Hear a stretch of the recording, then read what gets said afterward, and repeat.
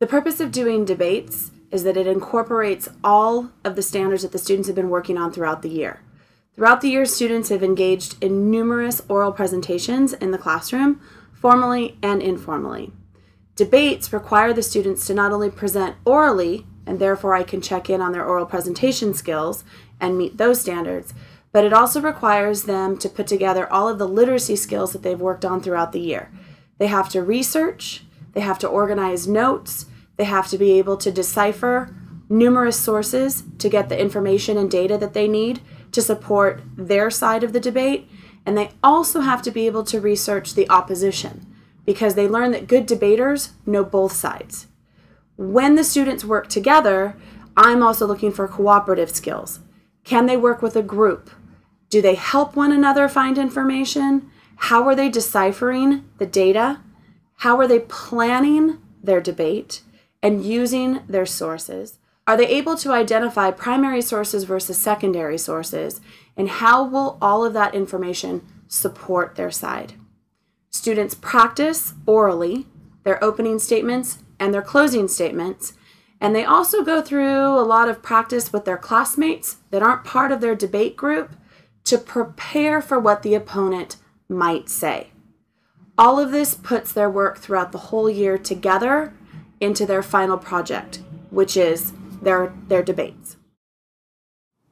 Okay, so I wanted to check in with you guys about how everything's going for the debates for the finals, and this group is doing the death penalty, correct? Yes. Yeah. Okay, so who's pro, who's con? We're con. You're con. We're pro. You're pro. Okay, so let's start with you guys. I can see you guys are doing a lot of research. How's that going? It's going good. We found some research about people being falsely convicted and they've already been sent to the death penalty and killed. And new research has found that they were actually innocent. Oh. Yeah, so like as technology advances, like people are able to find out more information. So a lot of times the people are wrongfully accused. Okay, so that's definitely going to help you guys with your argument. Yes. Okay, so are you feeling good about how the research is going? Yes, I think it's going to turn out good. Okay, good. Now, you guys are for the death penalty. Yes. And I know that you guys have already collected a lot of your research, and I want to check in with you guys on how opening statements are going. I'm doing the opening statements, and we have all written down our notes, and we're practicing every day. Okay. So are you doing opening statements? Yes. Who's doing closing I'm statements? doing closing statement. Okay, and have you been practicing? Yes. So you guys feel like you have it organized? I see it all written down in your notebook. Yeah. So. Yes. All right, good. Do you need anything else from me? No, not really. It's going good so far. Okay, excellent. Good job, guys. Okay, so you guys picked a really great topic to debate about whether or not we should have border control.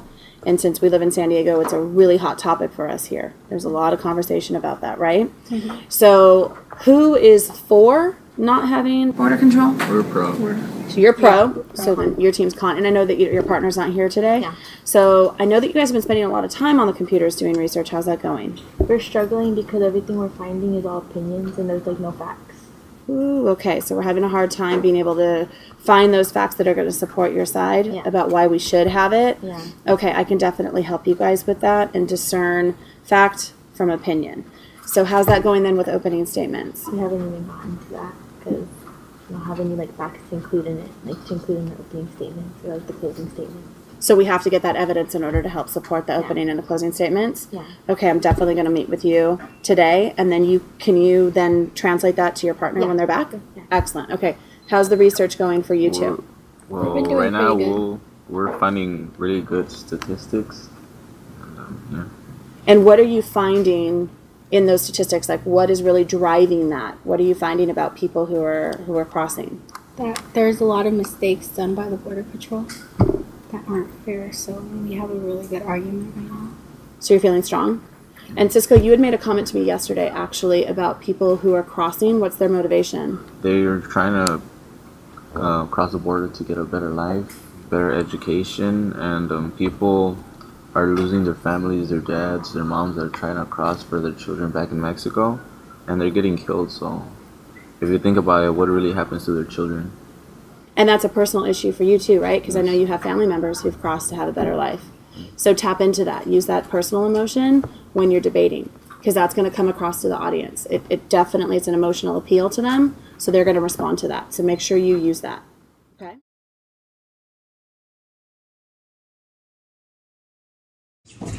Many people say that the death penalty should be abolished because it is cruel and violates the Eighth Amendment, which states that cruel and unusual punishment is not commendable. The penalty for murder is becoming shorter and shorter all the time. A man may be charged with murder and committed to prison for life, and that same man may be out of jail in 10 to 15 years. I believe that the death penalty is instituted to make sure that those people that do commit murder do not do it so lightly. If you're going to kill somebody, you need to know that there's going to be just punishment and justification in the judicial system. You can't do it and then assume that you'll be living a regular life in a decade or two. The financial cost to taxpayers is up to 5 times more than it would be to do a trial for life in prison. And this is due to the endless appeals that the Constitution requires due to the severity of the consequence. And some jury members are reluctant to put someone to death because of their own conscience. And some mentally ill patients are put to death and they might not have known what they were doing at the time of the murder.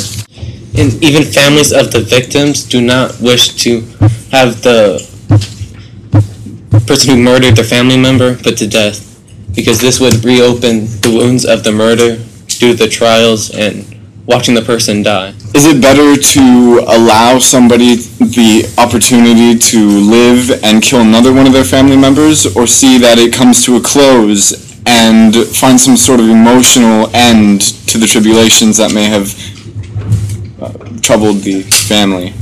Yes, but why kill the person that killed? It's showing that killing would be okay because we are killing ourselves. And being put to death could cause some sympathy for the murderer. I believe that murder is always going to exist, just as there is greed and envy in the world, and that is a part of human nature. If you're going to say that nobody should kill anybody, then that's kind of like saying we shouldn't use the monetary system anymore. We are a nation that is built on capitalism and how much money you can amass during your lifetime, and murder is a very easy way to get to that. I think that the only way to stop them is to show them how strong we are in our fight against the criminals and the delinquents. California currently has 714 people on death row, and since 1972, only 13 have been put to death, and none in the past 2 years.